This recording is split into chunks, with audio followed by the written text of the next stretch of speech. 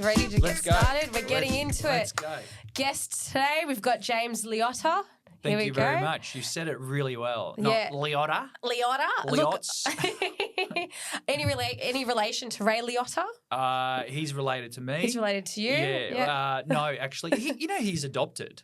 That wasn't his real surname or was anything? adopted because we lost the guy. Yeah. But he was adopted into a Liotta family. So he's not a blood Liotta. So is he a blood Italian at all? Or I think he is Italian. Yeah, he's definitely got Italian roots. Italian and Irish, I think it was. I think so. Yeah. He's got the two mixes of the New York gangster scene. Yeah, sad loss. Yeah, I was devastated. He was. I'm obsessed in all those gangster sort of Italian mafia movies and all big that. Part of it. Yeah, him, De Niro. Yeah, maybe we'll see you alongside De Niro in one eventually. Yeah, probably in the afterlife. At this rate, at my age now, probably in the afterlife. But you never know. Never know. So tell us, what is it? What is it that you do? Who are you? What's your story? Who am I?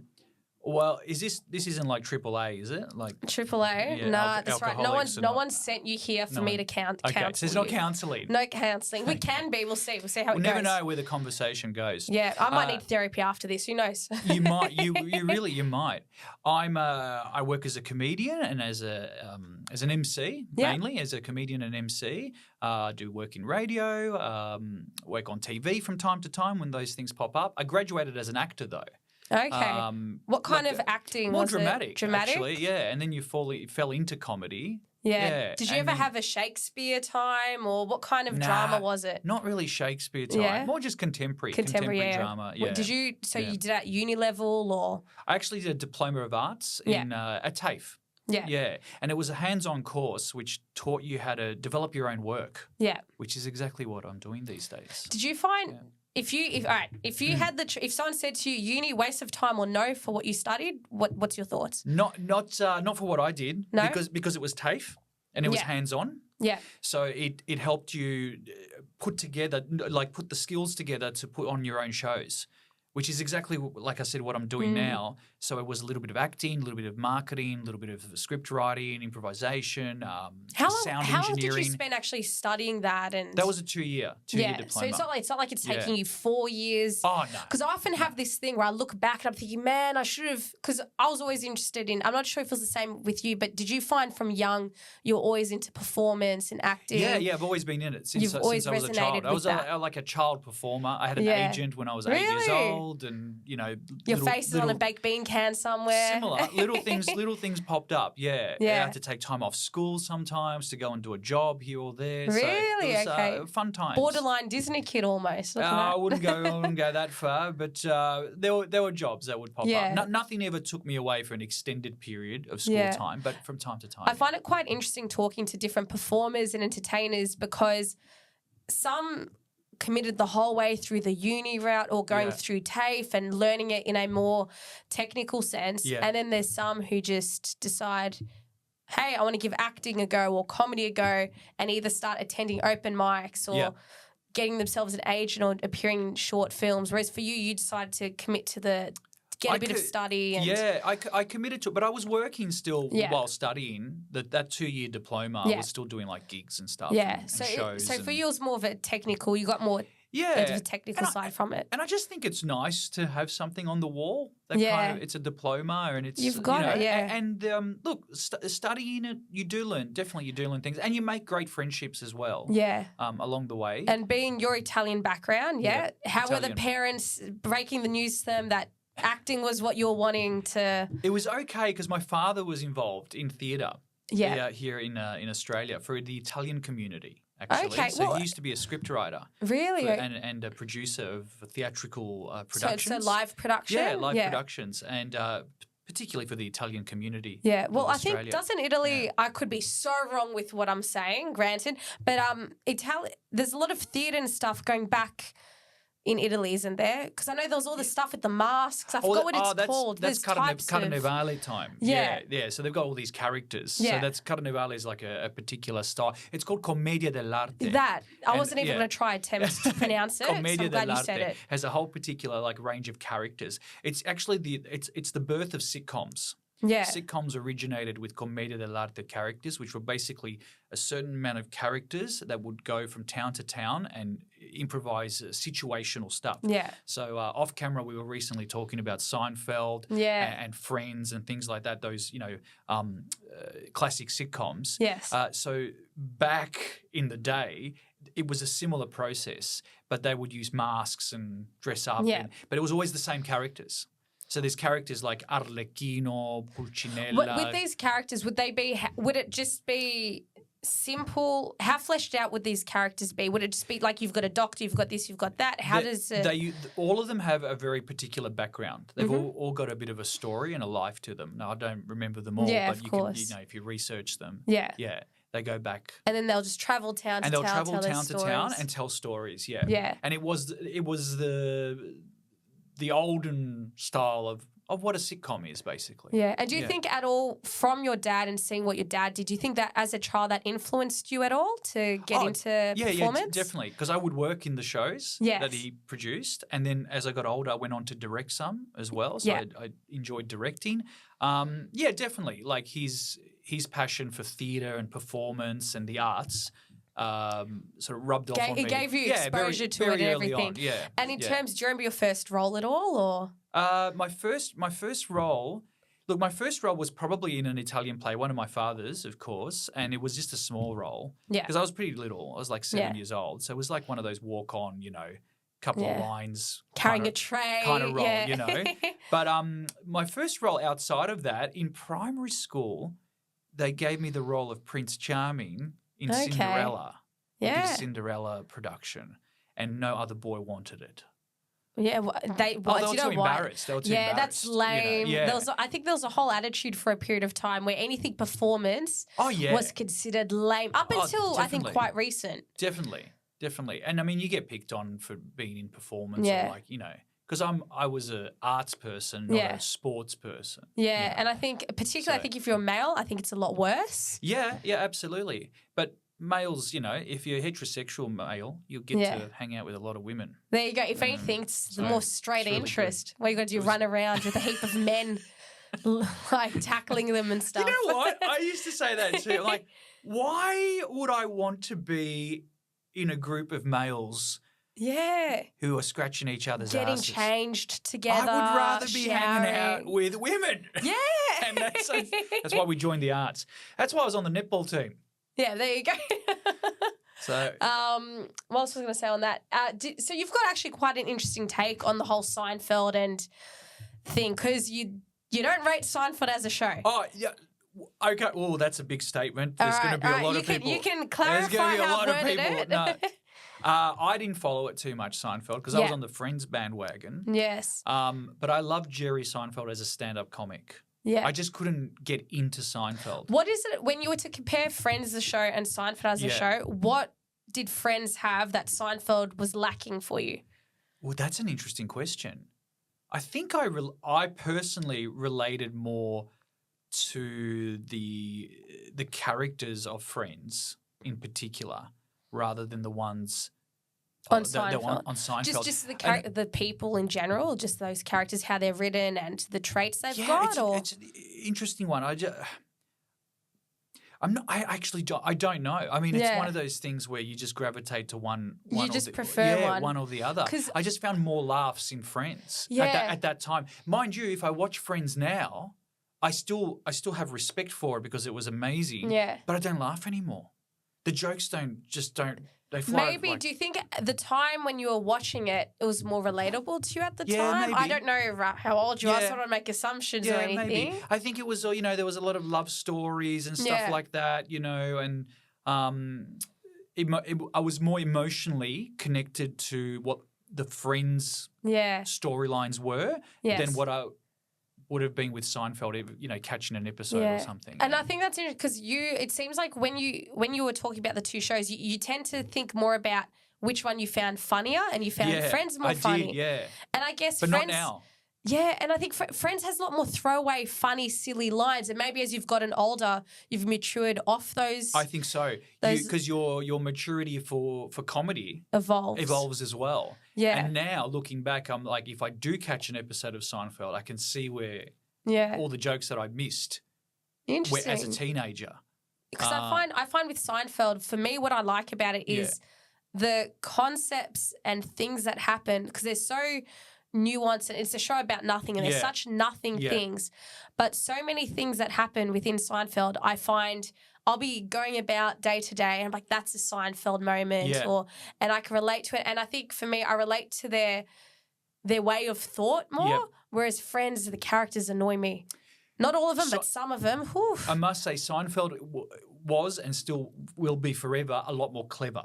Yeah. Than Friends. And maybe at that time of my life as a teenager, I just wanted to be spoon-fed one-liners, simple, dumb humour. Well, that's even with live shows, how people respond to one-liners. It's insane. Absolutely. But Seinfeld is definitely more clever. I'm not saying it was better or worse, but it was clever from a script perspective. Yeah. And, of course, like, how can it not be? You had Larry David behind it as well. Yeah, you know, especially in those formative episodes to get people hooked on the show. Because I know he left for a few seasons. He wasn't in it the whole way. Yeah. Interestingly, that's when a lot of people feel the show dropped off a bit once he stepped out. It makes a difference, yeah. Yeah. But his way of writing, that's why Curb is such a great show as well. I absolutely loved. Yeah. Curb I love more than Seinfeld. I think I love Curb more than Friends. And what is it for Curb? What is it for you that you like the most about it? His character's phenomenal. Yeah? I mean, he just says what we would all love to say, but can never get away with it. But also, it's improvised. It's very improvised. Did you find the first few seasons took a while to actually settle in the formula of how they were going about it? Because I found the first 3 seasons, and even when I show people Curb Your Enthusiasm, if they've got no knowledge of Larry or no knowledge of it, they struggle with the first 3 seasons to just settle in and enjoy it. I enjoyed it from the moment go. Yeah, I enjoyed and got into it from the moment go. But I can understand that because it's a structure that's unconventional. So for the everyday person, for people like me and you who are in the arts and we do comedy, we do other stuff, we can appreciate it, you know. Yes. But for the everyday person, it can sort of put them off. Maybe the rhythm of it's a bit jarring because you're seeing how, because like you said, it is improvised. They know where they want the scene to end up. Yeah. But the journey to that is rather loose. And I think maybe, again, because you've got, like you said, the script writing background, the acting background, you have that extra layer of appreciation for that on-the-spot thinking for what absolutely. they do. I think, like anyone that does this job, when you come across a show like Curb, it stays with you. You know? It's very well done. I always think of Curb as if Seinfeld could say all the things it wasn't allowed to say. Because there's even certain storylines. He just put them into Curb instead. There's even certain storylines. I'm like, I remember this at a base level in Seinfeld, but in Curb, he's exaggerated it a lot more and pushed the boundary a lot more with it, which is why it's enjoyable. It's less constrained. It is. And in terms of your performance, because you do a lot of, not only do you do stand-up, you do a lot of character work as well. Yeah, dabble in the character work. When you're on stage doing your characters, how much of it's scripted and improvised, and what's your sort of formula for it? For me, most of it is scripted. There are some points of improvisation, but that sort of blends itself with when you may ask an audience member a question or something like that. But for the most part, it's scripted. Yeah. Like, you have... The character has its material, has its gags, its jokes. Do you find with your, because how many characters do you have or do you perform live? Look, I only have two characters that I perform regularly. For the most part, it's one of them that I use live, and that's the female, which is a character called Maria Pappagallo. Yes. And she's like an Italian mother. Yeah. And I'm certainly not the only one out there doing Italian mothers and stuff like that. There's a whole bunch of us. She's the one I use the most. She's more fun to play than the male for obvious reasons because it's a man playing a woman. Yeah. So it's more silly. It's more silly and it lends itself more to the comedic, of course. So she's the one that I focus on a lot. And when you're writing for her, particularly... Let's say for the stage where it's a bit more of a longer set as opposed to short form content on Instagram or whatever, do you think of her in the sense, what can she say that's funny? Or are you thinking, all right, this is what I want her 15 minutes to be. This is what I want the narrative to be. Like what's your main focus when you're writing it? When I write for her, it's more storytelling. Mm-hmm. So she's got bunches of stories that she tells. And within those stories, you have your little gags that appear and maybe a big punchline at the end. But I think when you're doing comedy, even when you're telling a story, I think it's important that every 20 seconds there's got to be like a gag. There's got to be something funny. Because otherwise the story becomes – they're there to see comedy. So if you don't have a gag – every 20 and I seconds guess if it's a comedy show, you need to have those beats with it and everything. The great thing about a character, though, is that I believe you can get away with more. You can get away with being more absurd. Yeah. Because she's a heightened version of a real life of what character. You're portraying. So she can go into territories and stories where if I was to do that as myself, it's not believable. It's like, oh, that didn't happen to you, mate. There's no chance. But as the character, it's like it's like watching a cartoon. Yeah. And in a cartoon, anything goes. Yeah, and I suppose if she was to say certain things that are, let's say, out of pocket or whatever it is, there's an element. It's kind of it's not me. It's not you. Yeah. Whereas if you were to say, it's like, oh, is this how he feels about this? This is correct. And not that your character's like this at all, but say if you were to do a character of the racist uncle who still lives at his mum's house, for an example. Yeah. If you're packaging something that's the ridiculousness of that character, you can get away with that character being whatever he is. Definitely a lot more. Whereas within reason, obviously, not using it as an excuse to say just out of pocket things. No, it's just about that world. Yes. You know, that character has a particular world they live in, and that world is relatable, but it's an exaggerated version relatability. Yeah, and it has to be because.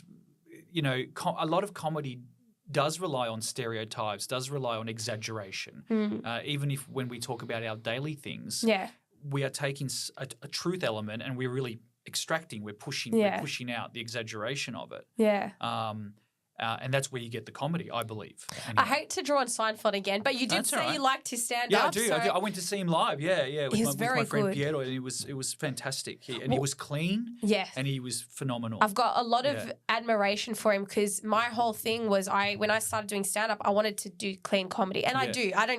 We were talking about this earlier. I don't go vulgar. You said you don't go vulgar. No, I don't do vulgar. I do cheeky. I do innuendo, but I definitely don't do vulgar. And I keep swearing to a real minimal. I use it to, accentuate something. You know? It's almost swearing to a degree for me, I find can be a bit of punctuation to emphasize. Punctuation, absolutely. And not every 2 seconds because then you've lost the punctuation where you need it. It's not it's punctuation as opposed to your punchline. Whereas some people will use it as their punchline and I think that's funny for an audience who might not necessarily be comedy fans. The audience that you'll see who just happen to be having a slice of pizza at this venue where comedy's popped up and they've heard someone say something inappropriate, they'll probably find it funny. But I think a proper comedy audience... Yeah, connoisseur of comedy. Yeah, exactly. A more clever audience will recognise that you're just swearing for the hell of swearing. Yeah. And then what I was going to say about Seinfeld is, I can't remember what it was, but he was talking about when it comes to writing comedy, it was that how much do you draw on real life and how much that do you exaggerate? Yeah. And he said the problem with, not necessarily problem, but a lot of people when they start getting to comedy or younger comedians, they might have had, they'll draw on their everyday experiences, which is good, but that initial story isn't necessarily funny as it is. You need to add to it. Yeah. You need to create the joke. Yeah. You know? Almost to a degree spoon feed. Why is it funny? Like break it down. Yeah, you got to break it down, and you got to give it some like comedic license. Yeah, like you have to add to it. Like sometimes it's only the inspiration for a potential joke. Now you got to make the joke. Sometimes you work backwards. You've got the joke. Now you got to create the story. How you get to get to the joke. That's something that's another technique as well. I've struggled with that at times because I've wanted to tell jokes that are quite real, but you need to make it funnier. But I also don't want to feel like I'm lying and being inauthentic. That's something I've struggled to balance between. Yeah. Well, I would say that 80 to 90% of stories that us comedians tell, they're not always the truth. No. The funniness is making them sound like they are the truth. Yeah. If I just let a cat out of the bag there? I don't think I have. No, I don't most think people so. know I think that. surely people... And people roll with it because they are there to laugh. They are there to have a good time. They're not there to decipher and go, did that really happen to Well, that it's guy? kind of, it's that whole thing. They don't want to do that. They just want to laugh. Is there a joke? Yeah. Well, I guess it. it's even with films and shows or anything, that whole thing of suspension of belief when you're watching a certain film. Yeah. And you could argue, oh, that wouldn't happen in real life, or Yeah. this wouldn't happen like that. I wouldn't make that choice that that character made. Yeah. But to a degree, you have to have that suspension of belief course. to be able to enjoy whatever Yeah. it is that you're consuming. And the trick is always like, one of the tricks is to, whatever the situation is to put it on yourself. This happened to me. It may not have happened to you. Yeah. But this happened to me. Self-deprecation, things like that. And then you create the gag out of it. Yeah, I had someone once say to me, because I was writing jokes of, I thought about this the other day, or I thought about that, and then someone gave me feedback, a much older comedian, said, how about instead of you thought about it, say it happened. Yeah.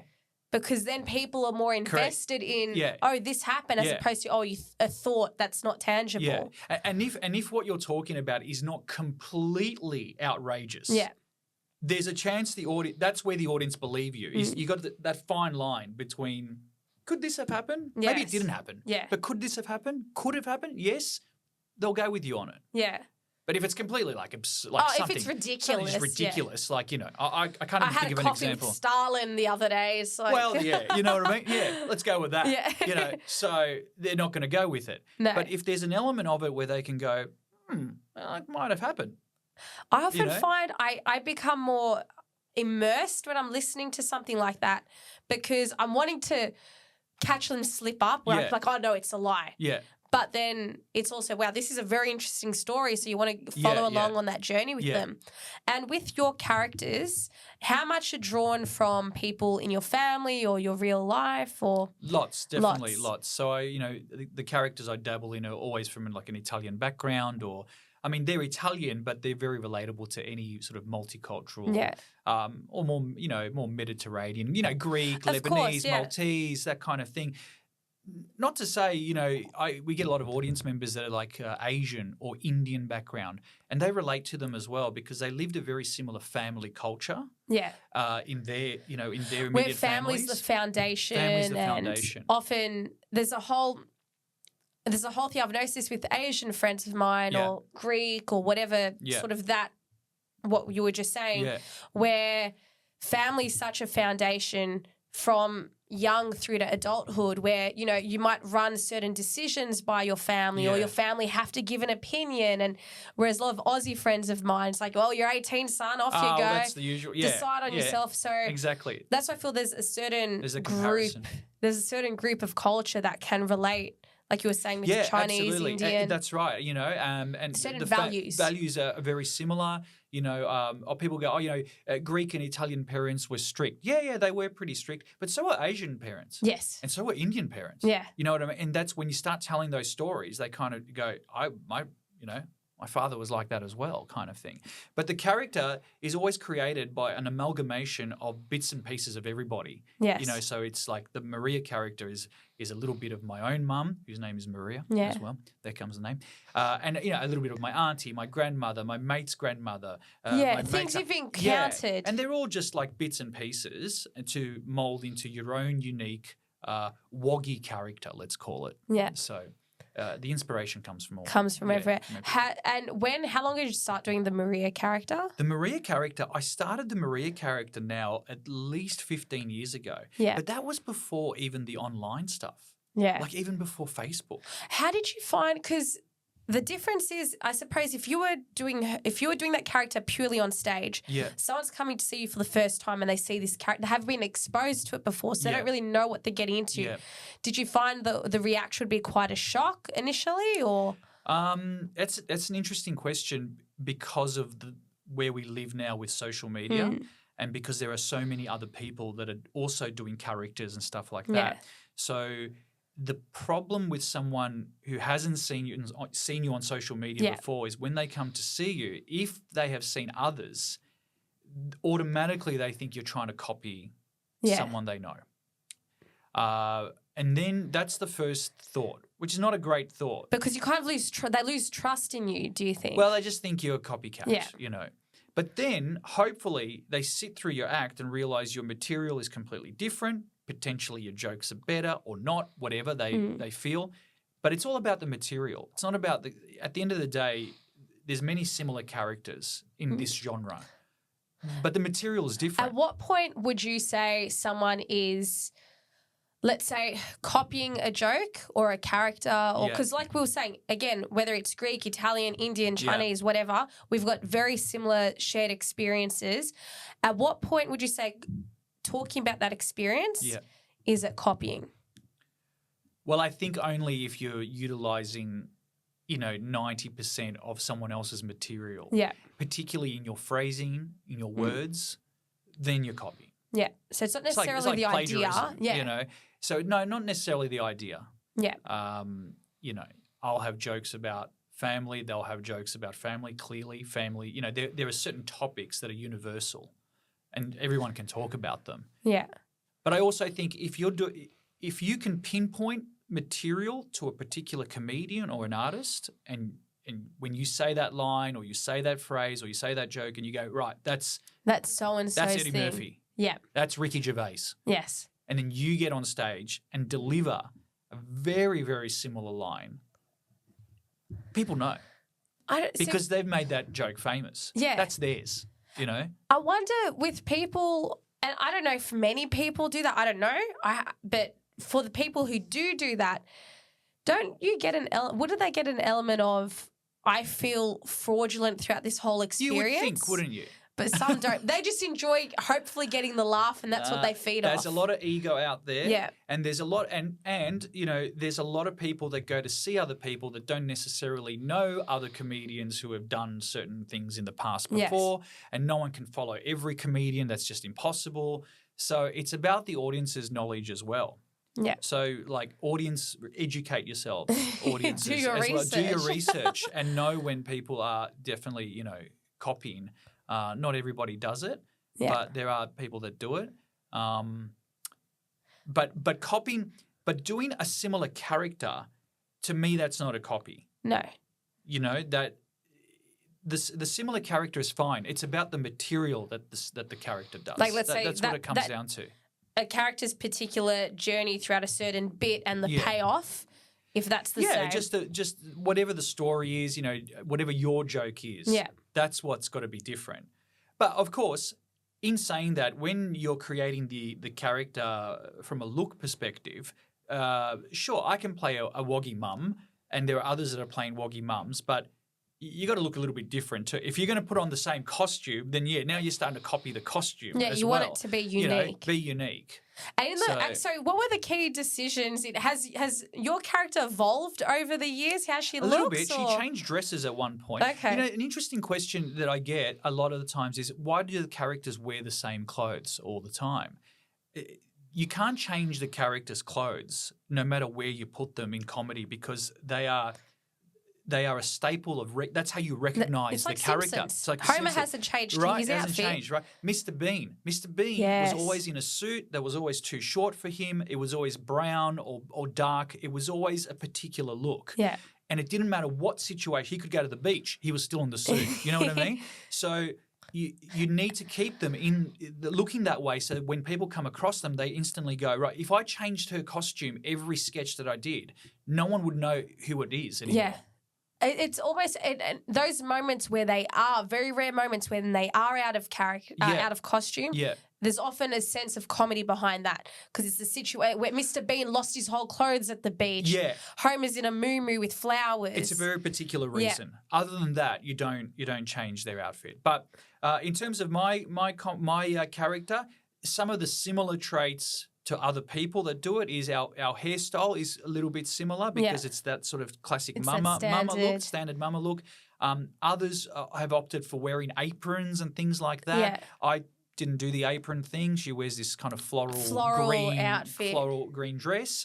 I didn't want to do the apron thing. She's got like a bit of a belly as well. The others sort of put on a belt. But there are staple things that make up these characters. I think that the sign of that's why we all do it. A memorable character, it's almost like you need to be able to draw them.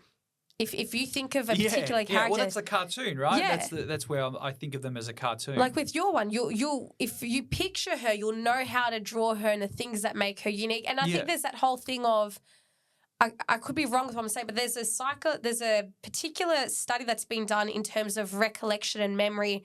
It takes 4 exposures of something for it to stick in your head. Right. So having that consistency means that you'll over time, you'll start constantly recognizing that particular character, associating it with you.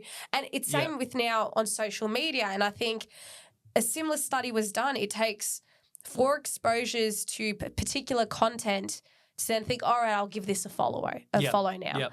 And I think that comes down to keeping the character's outfit the same, the hair, whatever. Yeah, absolutely. You can't, if you change their outfit, they're a different character. That's a different character now, you know? Yeah. And with, did your mum or any family or people that you took inspiration from, have they seen this character live? Yeah, absolutely. How was the reaction to it? They're okay with it. Yeah? They're fine. They find it funny. Yeah, I guess, yeah. Yeah, they find it funny. Do they pick up that certain things are their traits? Or? Little things. Because, again, you exaggerate them. Of course. There's one thing about Woggy families is that you pretend to be them in an exaggerated manner. Yeah. But they don't always see that in themselves. Yes. So they're like, I don't do that. I'm like, yeah, you do. Yeah. I don't say that. I'm like, yeah, you do. Or they try to pin it as it's that's so and so's Mel. That's it's you not do them. this too. I've never done that. Yeah. I've never done that, you know. But that's okay. That's all part of the fun. No, exactly. And in terms of like with what would you say you enjoy most with it? The writing or the performance? Oh, look, definitely the performance. Yeah. Definitely the performance. But when you write for yourself, you have to find some love in the writing. Yeah. Because there's no performance without the writing. And at what point do you decide, all right, I want to change up my writing or write something new? Is it once you've done a set of certain shows, or? I think once you feel like you've exhausted to your audience, once you've sold the tickets that you feel like, I can't get more sales. No one else is coming. No one else is coming. I'm done. I'm done. Maybe it's time to change the material. Have you ever, let's say mid-tour, mid-run of shows, suddenly fall out of love with certain jokes and where it becomes monotonous, or? Yeah, it's an interesting question too. I can't pinpoint a certain piece of material that I fell out of love with, but sometimes you're still testing a little bit, you know, some bits, and you kind of go, that's not really going the way I thought it was going to go, so you kind of get rid of it. But the hardest thing is when you loved it and you felt like, and you get angry and like, why isn't no one finding that particular bit funny? Yeah. It's hilarious, you know, and I'm like, nah, it's not. And you just got to learn to let it go. How many, because some comedians I speak to say, if it hasn't worked in 3 goes, bin it. They've got a rule. Do you have a rule, or do you just go, do you just have a vibe with it? Sometimes gags work with one audience, they don't work with another audience. Because how can you is it use the gag or is it the, exactly. how do you know? How do you measure? How do you have just that?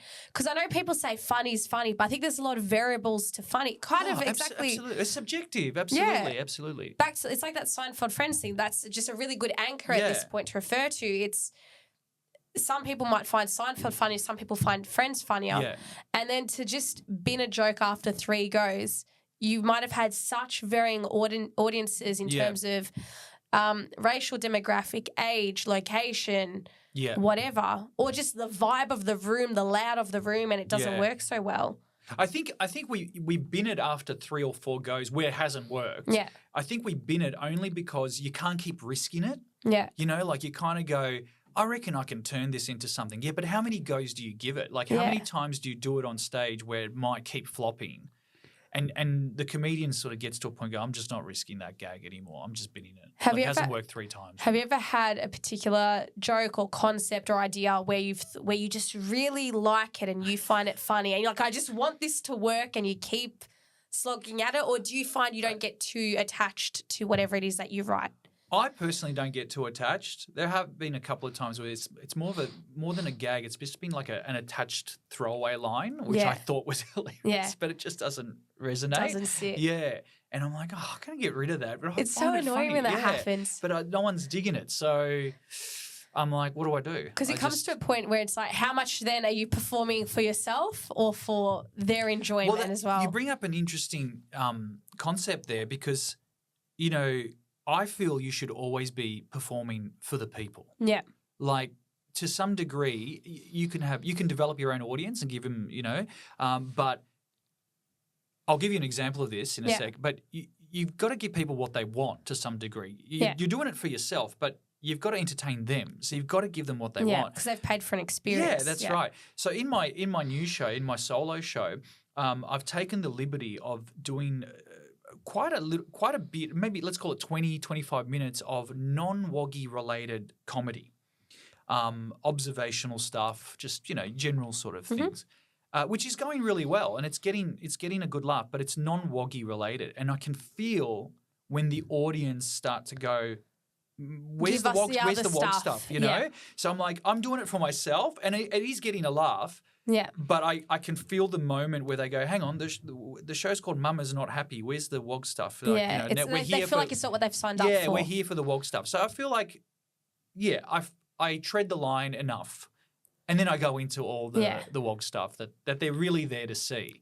But I'm also testing the new stuff out because it's good for me too, you know. It keeps it fresh for you as well. It challenges me as well to write content that's non-ethnic based. When you first started doing all of this, in terms, because you've always been doing acting and performing to a degree, but when you decided this is something that I'm treating serious as a job, I'm going to write my own shows, my own material, as opposed to working solely in projects other people have written and created, did you initially go in with the idea of, right, I have this ethnic background, I want to write material geared to this? Or did you think, no, I don't want to be pigeonholed as that? I want to write more diverse material? What was your mindset with it?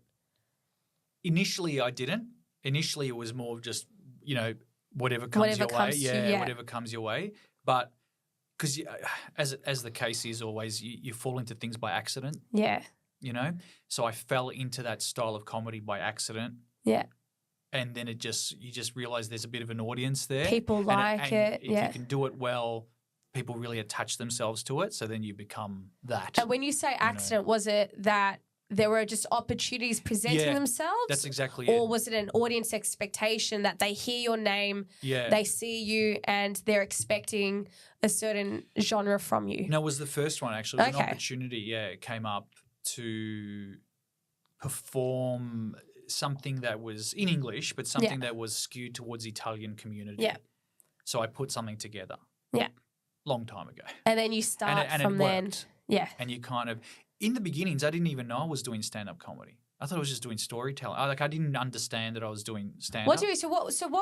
What were you doing? Were you just doing theatre? I got a gig. I got a gig. A company called me and said, we've got an Italian night.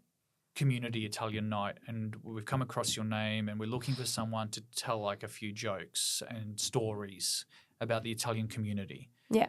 Or you know, growing up Italian or what have you. Yes, yeah. And they said, can you do that for like half an hour? I said, all right, I'll give it a go. So I started writing some jokes. Had you done stand-up at this point? No. So how did they find you? And I thought I was doing more of a solo performance. Yeah. And then I looked Monologues. back. More, you know, skewing towards that a bit more. And then I looked back and I was like, it's actually I'm doing stand-up comedy. When you wrote for that, did you realize, would you say, if you were to look back on what you had written for that particular show, did it have the formula and beats and rhythm that, let's say, a stand-up set would? Or were you at that point thinking with more of I need to write a scripted monologue and just tell stories? It had bits, little bits of stand-up rhythm and stuff, little bits. It was more story-based and hopefully funny, you know, along the way. But it was more story-based. Now it's more written with the perspective of being a stand-up. I'm doing stand-up. I'm doing stand-up. Was stand-up a thing that you knew you wanted to do, or again you just sort of fell into it? So your thing was acting and definitely, preference to screen or theatre or? Both are pretty pretty special. Yeah. Getting professional screen work is hard, Yeah. you know. So is professional theatre work. But then when you go and develop your own work in theatre, you sort of, again, gravitate towards that a little bit more. Yeah. There's probably more opportunity. I don't know, but I assume there's more opportunity to develop theatre work for yourself. Yeah, I think so. It's more accessible to develop. Yeah. Also, with screen work, as you know, like I did like hundreds of short films and things like that. A couple of my own, but mainly as an actor in other people's. We don't really have a market for short films apart from the festivals. Yeah. Like other than that, and half of them don't get in. No. Right. But apart from that, like, you know, short films should be screened before feature films at cinemas and stuff. There should be like a market. That would be good because then it would incentivize new filmmakers. And when video stores were out and DVD stores, I always wondered why there wasn't a short film section. Yeah. Where you could rent short films as well. There's just no market for them. You know, it's like they practice for filmmakers and actors. Yeah, it's like a business card. Yeah. I find any short film that I've written or directed, it's always been, if I create this, it shows a proof of concept, it shows I'm serious. Yeah. But it's never been a thing of I'm going to get it aired somewhere. And I think a lot of festivals now in particular, there's there's almost a skewing of criteria where they want a certain percentage of maybe a particular race or demographic or gender. They want it directed by this person, this, that, in order for it to even get considered. And on top of that, you've got to pay a fee to submit it in most cases. Yeah. As well. It's costly. After you've spent your own money making your own short film. Yeah. In order to get it seen anywhere or attempted to get it seen, you've got to pay them as well. Yeah. You know. For hopefully that it even gets in. The amount of money I've wasted, in reality, on submitting short films, high production, great looking short films, well written, and it's just been. Yeah, sadly they don't pick it. And I feel like there's a big push again in these festivals where there's a lack at the moment, in my opinion, of just wanting to enjoy a film or show for the storyline, the characters, and just enjoy it. Yeah. Whether it's funny or a bit silly, whatever.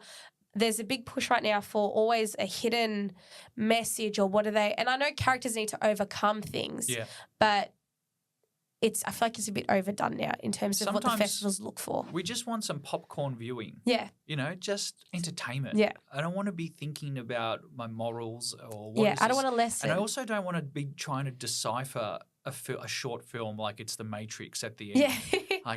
And I did some of those where I performed in them just to develop a show reel in the early days, right? Yes. I didn't know what the film's about, especially VCA ones from the Victorian College of the Arts. They go really pretentious with it. Very sophisticated. Yeah. And I did the role, and I was a young actor then, and I reckon I still don't know what the film's about. I don't know what that story was. I just did it. And I can appreciate. I really appreciate a clever concept but sometimes it gets so philosophical and it's a bit I mean they love it. Film students love it, you know.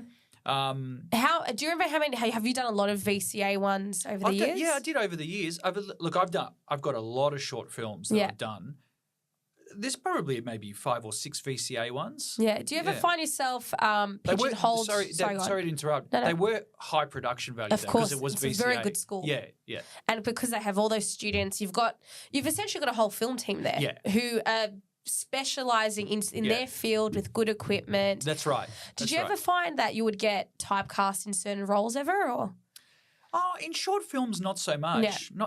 I actually did a variety of stuff in short films. In professional TV work, definitely. Yeah. Yeah, everything from commercials to, bit parts to supporting roles. Yeah. You do get typecast. I don't mind being typecast. Yeah, it gives you work. Well, that's the thing. I always think to myself, if I wasn't typecast, would I get that amount of work? I might get nothing. Yeah. There's that flip side of it as what would you say you get casted as usually? Oh, it's the WOG character. The WOG guy, the Mediterranean, which unfortunately happens here, not so much in America. In America, they don't typecast Italians and Greeks to only play Italians and Greeks. Like they can just be cast as an American. I've noticed. Here, it's like you look a certain way You're this. You're that. You Yeah. can't be Aussie. You can't be James, the Aussie guy. Yeah, they see your right? surname. And I don't talk like this. Like, Yes. so I don't understand why I can't play Yeah, you're right. just Yeah. a generic Australian. Yeah. I'm looking at you now. You, know? could be a banker easily. I could be a banker. But that you have to be the corrupt Italian banker. Yeah, well, that's you know. So it's like they wait for those opportunities. Yeah. Particularly in drama work. Commercials, yeah, sometimes because commercials are But about a hardly look, speaking you know? roles So, ever. You might have a throwaway you line might have a throwaway or something. line. Yeah, you can do visual only. I just finished a commercial which is starting soon. That was visual, like it was me, but it was just visual only. And that wasn't based on my ethnicity. No. But it's because you don't have the, oh my God. well, I don't Johnny. think I talk like that. Not at all. You know, I might look definitely a little bit woggy. Absolutely. We have certain features that make us, you know, look ethnic. Yes. Ethnic. Yeah. But do you have to play ethnic? Like, Can't you I just be an Australian? I mean, I talk like an Australian. Yeah. Why can't I be, why can't I be the Aussie next door neighbour? It's really weird. We stereotype too much here in pro film and TV. I find with a lot of people I've met from America who are actors or comedians or just regular American people, I'll explain the whole concept of being a wog, of being a Greek or Italian or Yugoslav, just that whole thing. Yeah. And they're like, what's the big deal? They don't get it. And then I say, you know how you guys see Mexicans and Hispanics and all this? That's us here. Yeah. And they just can't. They're like, well, yeah, you're Italian. So what? There's heaps of you guys over there. Yeah. And it's just seen And as a normal that tells thing. you everything. Yeah. You know? And so that floods into our film and TV work here, our professional film and TV work in casting. Yeah. And so you wait around for a brief that wants a Greek or Italian character for me to get an audition. It's tricky. A lot of the time. And especially if you've got such a specific look. And I think considering a lot of auditions now are through Zoom calls, you're missing that element of where you walk into a room and you pick up that person's just vibe and aura. We'll need another podcast to talk about my grudge with self-testing, what they call now self-testing. Because of COVID, they just left it that way. It's just the go-to and I think now. It's just, I think it's very silly. And it's. Can I get the trailer version for now of how you feel about it? Well, we're doing their job for half of it. Yeah.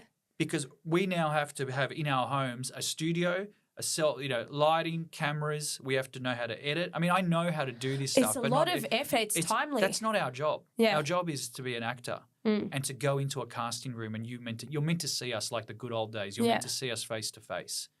They do callbacks face to face, but they do initial testing on Zoom and stuff like that. You just there's no way around it. You have to learn how to use that medium to get the best audition tape you can. But I just think it's wrong. All that work, all the slicing, the editing, the uploading, and all that, that's not our job. Yeah. That's their job. And I think I could be wrong. I just think it's harder to pick up on the chemistry of that person. All of that. The walking into. But that's where they go, in the callback, they'll get you in. Yeah, but I still think you've missed an opportunity. I also think you've missed an opportunity in the first test to be directed a little bit. Yes, exactly. Because they'll give you the script or the brief, you put down your scenes and you put down your takes. Yeah. But if you're in that room, the casting director helps you. Yeah. And when you do your first take, they will sort of turn around and go, give me one like this. Like this. Let's tweak and I'm like, this. I don't have that.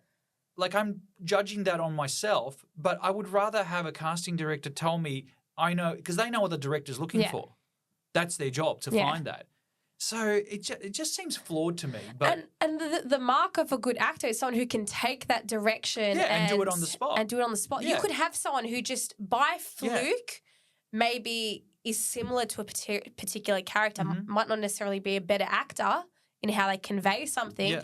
That 30-second clip maybe just visually fit what the casting director had in mind, but there hasn't been that opportunity to tweak and see how you will actually work with the person. I know you get that callbacks, but you lose a whole heap of people. I agree. And with self-testing, they're also able to see a lot. That's their benefit. They're able to see a lot more people. But I don't think it's a benefit to the actor at all. Yeah. I think most actors, some actors say they love it. Some actors say that it's less stress and less anxiety to just not do it. And I'm like, you're not a great actor. I would rather be in the yeah. casting room, and I would rather flop in the casting room in front of them than flop on a self-test. Yeah, because you had to guess what they want. What they're looking for. Yeah. And your direction is only on paper. Yeah. And a lot of the times is, here's the script, give us 2 or 3 different versions of this. Yeah. But there's lots of versions. I'd rather be in the room and you tell me which version you're looking for. Yeah. I'll do mine. I know you'll let me do mine. And I know that if I'm there, you'll tell me. Yeah. You'll go, right, just give us one not so exaggerated this time, whatever the case is. Because you want to see how that person's going to work with the feedback and how they'll I just like it old school. Yeah. And on top of that, all the work that is, it takes you half a day to put a self-test together. I've given up. I stopped focusing on acting and self-tests because I was like, how I look doesn't work for a lot of roles. Mm-hmm. It's a very specific role that they want me for. Yeah. Which hardly comes up. Yeah. And then you're spending a whole day putting all these clips together, and they ask for, can you take a photo of yourself like this, like that? It's a lot of work. It's effort. As opposed to going in like we used to, you go to a casting director, you've got your appointment, you walk in, they take your photos, they film you, they chop up your scenes, they send it to the director. That's their job. We're doing their job. Yes. And I'm like, we should be getting compensated for just to audition. You normally get paid to do a callback for a commercial, but I just don't understand. We're meant to. All I want to concentrate on is the delivery of the piece. Unfortunately, it is just the way it is. And I can't see it changing. No, it's not going to change. In fact, it's going to get worse. Yeah. It's not going to change. Yeah. So you have to embrace it. But I still like to kick up a stink about it. Yeah, so you should. And if you weren't doing what you're doing, what would it be? If you had to pick something else? Pilot. A pilot? Yeah. I love flying. I love planes.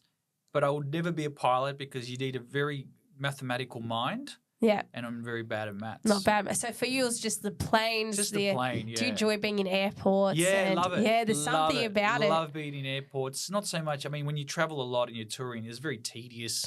Yeah. Checking in, checking out. But the airport and that being atmosphere. on a plane, have always loved it. Love traveling. Yeah. No, that's good. Well, you've picked the perfect job to get yourself out if you there get paid traveling. to travel as well, absolutely. That works well. Yeah. Well, in terms of where we can see you, what's happening? What have you got coming up? Because you'll be traveling around soon, around soon, always touring around. I've got my solo show, which is called Mum Is Not Happy. It's the solo show I did last year. So these are just some return shows. Yeah. So these are the last ones under that brand. Mm-hmm. And I've got some here in Melbourne, which are almost sold out. Sydney, some great seats available in Sydney. Geelong in July, which is selling out really quickly, which is surprising some me. Some in Geelong, surprisingly. Geelong's getting on board really quickly. I'm doing a show in Country Victoria in Myrtleford. Yeah. So I'm going Adelaide in August. So I'm going all over the place. Yeah.